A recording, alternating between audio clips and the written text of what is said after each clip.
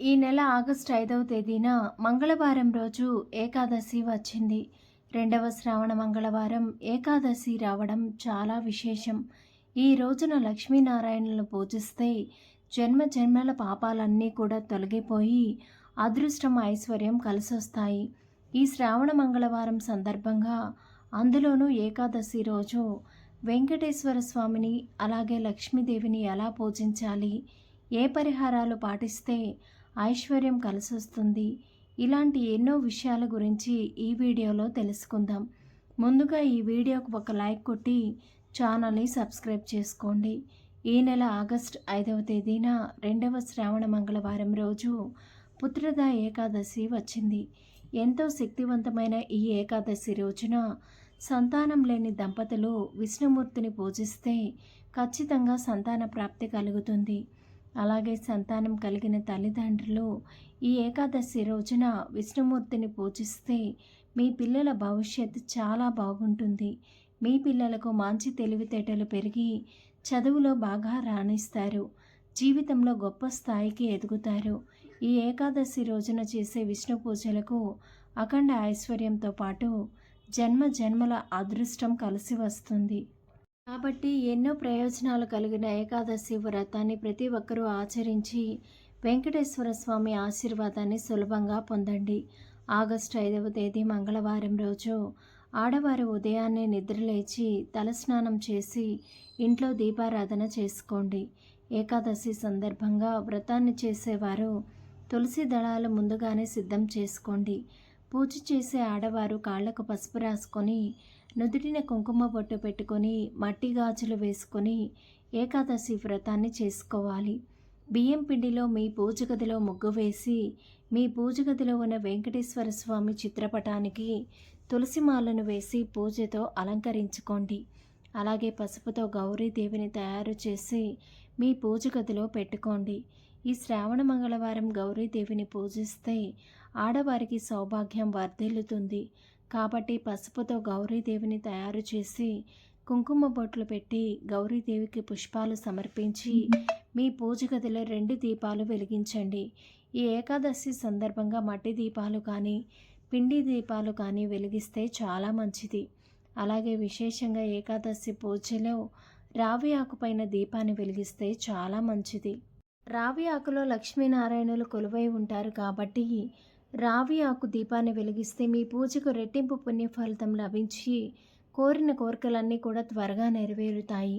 ఈ ఏకాదశి రోజున వెంకటేశ్వర స్వామిని పూజించే భక్తులు మీ పూజ గదిలో 2 మట్టి దీపాలు వెలిగిస్తే మీ ఇంట్లో సానుకూల శక్తి పెరిగి మీ ఇంటికున్న దరిద్రం మొత్తం కూడా వదిలిపోయి మీ ఇంటికి ఐశ్వర్యం కలిసొస్తుంది. అదేవిధంగా వెంకటేశ్వర స్వామికి ప్రీతికరమైనటువంటి పిండి దీపాలు వెలిగించడం వల్ల జాతక దోషాలన్నీ కూడా తొలగిపోతాయని, మీ కుటుంబానికి అష్టైశ్వర్యాలు కలుగుతాయని నమ్మకం. కాబట్టి ఏకాదశి రోజున దీపారాధన చేసే ఆడవారు మట్టి దీపాలు కానీ పిండి దీపాలు కానీ వెలిగిస్తే వెంకటేశ్వర స్వామి అనుగ్రహాన్ని సులభంగా పొందుతారు. అలాగే మీ పూజ గదిలో తప్పనిసరిగా ఒక రాగి చెంబును పెట్టుకోండి. రాగి చెంబు నిండా నీళ్లు పోసి అందులో 2 తులసి దళాలు వేసి మీ పూజ గదిలో పెట్టుకోండి. రాగి చెంబులో త్రిమూర్తులు కూడా నివసిస్తారు. పూజ గదిలో రాగి చెంబు పెట్టుకుంటే మీ ఇంట్లో లక్ష్మీదేవి స్థిర నివాసం ఉంటుంది. ఈ విధంగా దీపారాధన చేసి వెంకటేశ్వర స్వామికి నైవేద్యంగా బెల్లం పానకం అలాగే వడపప్పు నివేదించండి. అదేవిధంగా పసుపు గౌరీదేవికి తాంబూలం సమర్పించి పూజ గదిలో ఉన్న కుంకుమను తీసుకొని ఆడవారు మీ మంగళసూత్రానికి పెట్టుకోండి. మంగళసూత్రానికి కుంకుమ బొట్టు పెట్టుకుంటే మీ భర్త ఆయుష్ పెరుగుతుంది. అలాగే మీ భర్త ఆదాయం కూడా రెట్టింపు అవుతుంది. ఇక గోవిందనామాలు చదువుతూ విష్ణుమూర్తిని పూజించండి. అలాగే ఓం నమో భగవతే వాసుదేవాయ నమః అనే మంత్రాన్ని 21 సార్లు చదవండి.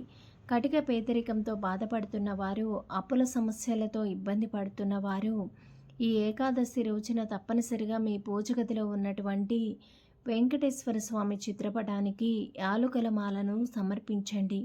21 యాలుకలు పసుపు దారానికి గుచ్చి స్వామివారి చిత్రపటానికి వేసి ఆర్థిక సమస్యలన్నీ కూడా వెంటనే తొలగిపోవాలని చెప్పి వెంకటేశ్వర స్వామికి నమస్కారం చేసుకోండి. పూజ పూర్తయిన తర్వాత ఈ ఆలుకల మాలను తీసి మీ బీరువాలో కానీ మీ పర్సులో కానీ పెట్టుకోండి. మీ ఇంటి ధన ప్రవాహం అనేది విపరీతంగా పెరిగి ఇంటి ఆదాయం కూడా రెట్టింపు అవుతుంది. అలాగే అప్పుల సమస్యలన్నీ కూడా త్వరగా తీరిపోతాయి.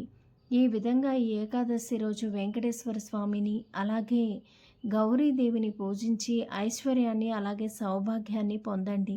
ఈ ఏకాదశి విశిష్టతను స్వయంగా శ్రీకృష్ణుడు ధర్మరాజుకు చెప్పినట్లుగా మన పురాణాలు వివరిస్తున్నాయి. కాబట్టి ఏకాదశి రోజున చేసే కొన్ని పరిహారాలకు ఖచ్చితమైనటువంటి శుభ ఫలితాలు కలుగుతాయి. ఎంతో శక్తివంతమైన ఈ ఏకాదశి రోజు ప్రతి ఒక్కరూ తులసి కోటలో దీపం వెలిగించి లక్ష్మీ స్వరూపమైనటువంటి తులసికి ప్రదక్షిణలు చేయండి. మీ కుటుంబానికి చాలా మంచి జరుగుతుంది. అదేవిధంగా ఈ ఏకాదశి రోజు తప్పనిసరిగా మీ ఇంటి గుమ్మానికి ఉప్పు మూటను కట్టుకోండి.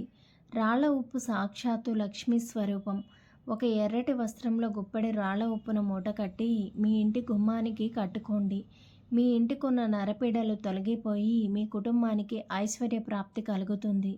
ఈ ఏకాదశి రోజు ప్రతి ఒక్కరూ కూడా గోమాతను పూజించండి. గోమాతలో ముక్కోటి దేవతలు కూడా కొలువై ఉంటారు.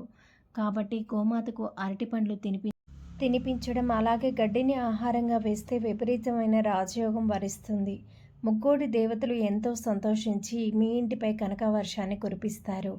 ఇక ఏకాదశి రోజున ఉపవాసం ఉంటే చాలా మంచిది. ముఖ్యంగా వివాహమైన ఆడవారు తప్పనిసరిగా ఉపవాసం ఉండండి. మీ సంతానానికి అలాగే మీ భర్తకు చాలా మంచి జరుగుతుంది. ఈ ఏకాదశి రోజున పొరపాటును కూడా కొన్ని ఆహార పదార్థాలు అస్సలు తినకూడదు.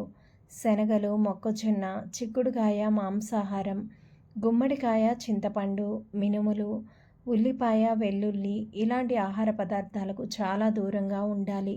ఈ ఏకాదశి రోజున సాయంత్రం సూర్యుడు అస్తమించిన తర్వాత ఆడవారు తలస్నానం చేసి ఇంటి గుమ్మానికి హారతి ఇచ్చి ఇంటి ముందు 2 దీపాలు వెలిగించాలి.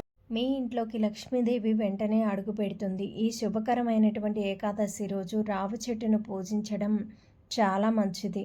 రావి చెట్టు కింద దీపం వెలిగించి రావి చెట్టుకు ప్రదక్షిణలు చేస్తే సకల పాపాలన్నీ కూడా తొలగిపోతాయి. అలాగే మీ కుటుంబానికి చాలా మంచి జరుగుతుంది.